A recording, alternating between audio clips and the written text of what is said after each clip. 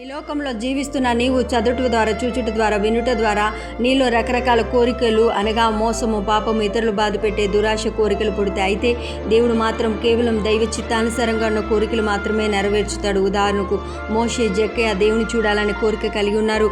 సొలొమోను దేవుని మందిరము కట్టాలనే కోరిక కలిగి ఉన్నాడు. ఎస్తేరు దేవుని ప్రజలను రక్షించాలనే కోరిక కలిగి ఉంది. ఎఫ్రాపా సంఘ విశ్వాసులందరూ దేవుని చిత్తంలో సంపూర్ణంగా నిలిచి ఉండాలనే కోరిక కలిగి ఉన్నాడు. దేవుడు వీరి ఆత్మ సంబంధమైన కోరికలను సిద్ధింపచేశాడు. నా ప్రియ సహోదరి సహోదర, నేడు నీ కోరికలు ఎలాగున్నవి? ఆత్మ సంబంధముగాన, శరీర సంబంధముగాన, సజీవ యాగముగాని శరీరాన్ని దేవుడికి అర్పించినప్పుడు దేవునికి వ్యతిరేకమైన కోరికలు నువ్వు కోరలేవు.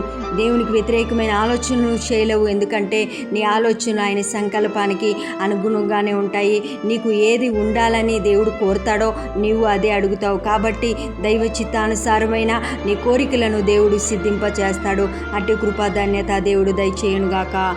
ఆమేన్.